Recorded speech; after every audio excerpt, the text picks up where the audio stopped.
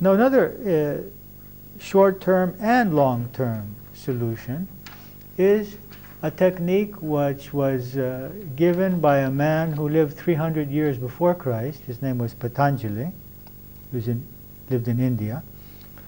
And it's a very simple technique, and he says, bring to mind the opposite emotion of the one that you have.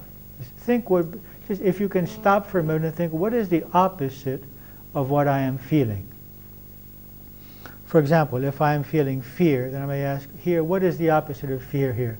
It could be courage, it could be faith, it could be love, it could be peace, it could be understanding.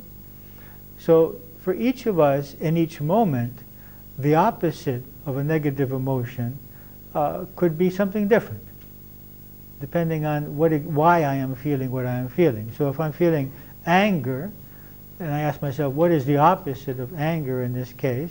It could be understanding, it could be love, it could be peace, it could be faith, it could be forgiveness.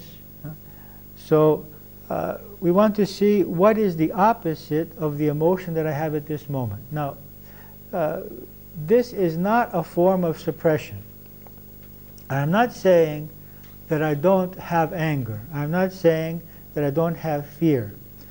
They exist, and I recognize their existence. The whole thing is that each of us is like a radio, and the radio can turn into a number of stations. So in me, I have many stations. I have the stations of guilt, and stations of fear, and stations of love, and of understanding and hurt. And I have the station called the victim, and the station called the interrogator. So I have all these aspects of my being. I am none of these. I am a witness, or a part of my mind, which is observing that in each case, now the mind is fearing, now the mind is angry, now the mind is hurt, now the mind is loving, now the mind is peaceful. But there's someone behind the mind. There's some kind of consciousness behind and above the mind, which is able to observe the fact that the mind is in these states and can talk about it. So I cannot be what I am observing. I cannot be something I can observe. I have to be something separate from what I'm observing. Otherwise, I can't observe it. Okay? So I cannot be my anger. I cannot be my hurt. I can get totally immersed in it. I can get lost in it, but I am not it. So if I want, and I don't control myself in some way, I can allow my consciousness to be totally enveloped in fear, and I can panic, or enveloped in anger, and I can hate. I can just destroy things. So the idea is that, okay, I have these emotions, but I also have other possibilities in myself. And I choose at this moment, at this particular moment, to strengthen this aspect of my being, the aspect which is called understanding, the aspect which is called faith, which is called love, you see, or forgiveness. That doesn't mean that the other part goes away. It just means that I am strengthening this part. So I may feel like at this moment, it's not useful for me to fear or be angry. If I do this, I'm going to get in some kind of interaction. I'm going to make decisions which I will regret afterwards. So I tune into the opposite emotion. I try to connect with that opposite emotion, cultivate it, and then at another time, I can do my analysis and say, okay, today I was feeling fear, I was feeling anger. What was my belief? What was the stimulus? So we need to go back and check out what happened, so that we're not just suppressing ourselves and creating a split personality. Okay? Because it's easy to create a split personality in spiritual life, because we can develop these spiritual concepts and believe that we have overcome a lot of things, and then there can be other parts of ourselves governed by the inner child, which we'll talk about in a further session, which are still controlled by our feelings as children. Okay? So we bring the opposite to our minds, but eventually at some later time we analyze what happened. We try to find the beliefs. Another possibility at the moment that we're feeling upset is to bring to mind an ideal or a spiritual truth. For example, if I have as an ideal Christ, and I bring Christ to my mind at the time that I'm angry and hurt, this will definitely change my psychology. Or if I believe that I am a soul in the process of evolution, or if I believe that there is a wisdom in the universe which brings to me what I need at each moment, and I bring any of these truths into my mind, then these truths will change my psychological state.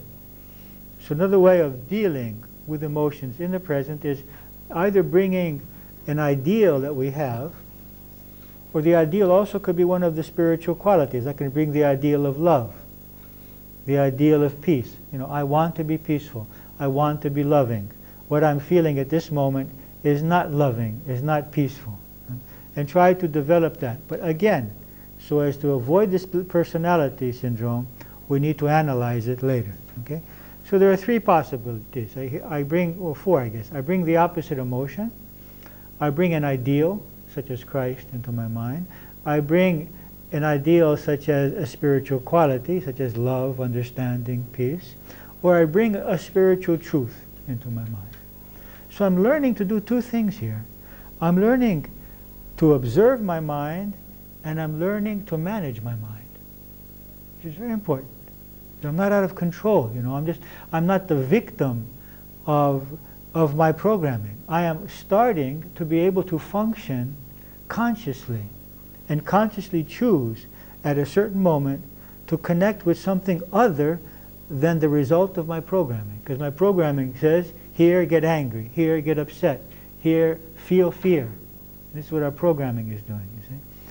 So we're learning to be the witness and to decide that I don't want this emotional state, and to bring into the mind something which will help me move away from that. Another possibility, which is what Ken Kais calls a consciousness doubler.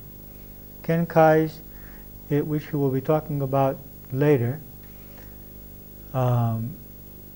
is a man who is paralyzed both legs and both arms. He is totally unable to function by himself. He has to be fed, he has to be helped to go to the bathroom. And he has written over 15 books on happiness. And he is the coordinator, or the creator of the coordinator, of what's called the 12 Pathways to Higher Consciousness. And he says that you can be totally happy because life gives you exactly what you need to be happy. And he is happy even though he is unable to use his arms or his legs. So we have here a very powerful example of the fact that reality is what we create in our minds and not what is happening outside of ourselves. That if this person can be happy and travel all the world teaching seminars on happiness, then who are we to say, I can't be happy because someone didn't say hi to me today and someone spoke to me negatively and I didn't have my coffee yet or my cigarette or whatever it might be. So he's a very good example.